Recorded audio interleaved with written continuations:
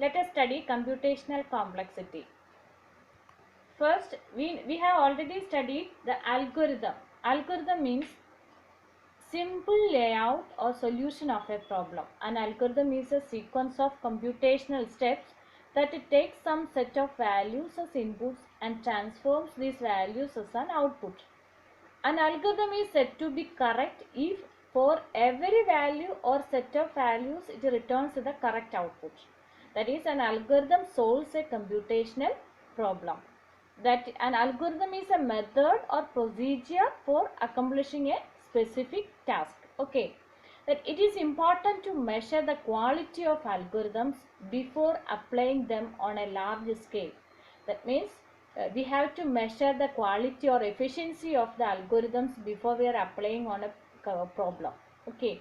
The quality or performance of an algorithm depends on many internal and external factors. Let us see the factors. The factors affect the algorithm's performance. There are mainly two factors, that are the internal factors and external factors.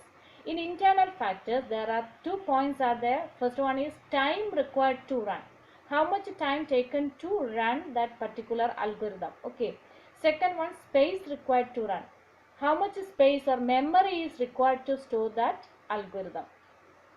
The next one is external factors. External factors contain 3 points. First one is size of the input to the algorithm. Second, speed of the computer on which it is run. On which computer it is run. That is an external factor. Next, third one, quality of the compiler. These 3 factors are the external factors.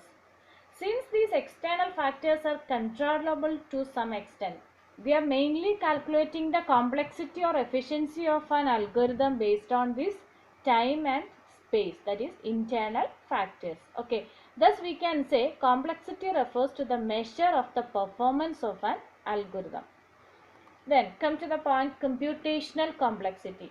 Computation is a paradigm of modern science. In computational complexity, 2 terms are there. The first term is computation, that refers to the solution of a problem with the help of an algorithm. That we have already seen. A problem is solving with the help of an algorithm. The second term, complexity, refers to the measurement of the performance of that particular algorithm. How much effective or what is the efficiency of that algorithm. That measurement is known as the complexity. So these 2 terms combined we are calling it computational complexity. This computational complexity can be divided into 2, time complexity or temporal complexity, and second one is the space complexity. Then this complexity is not the absolute measure but rather a bounding function characterizing the behavior of the algorithm as the size of data increases. Let us see in detail these 2 complexities, that is time complexity and space complexity. First one is time complexity. The total amount of computer time to run for completion of a class or a problem is known as time complexity. The time T of P taken by a problem P is the sum of the compile time and the run time. But the compile time does not depend on the instances. So we only the execution time is taken to measure the time complexity, which is denoted by T of P. To measure time complexity, we generally use big O notation or big order. We will see later. Okay. The next is space complexity. The total amount of memory space needed to run to compute a task is known as space complexity.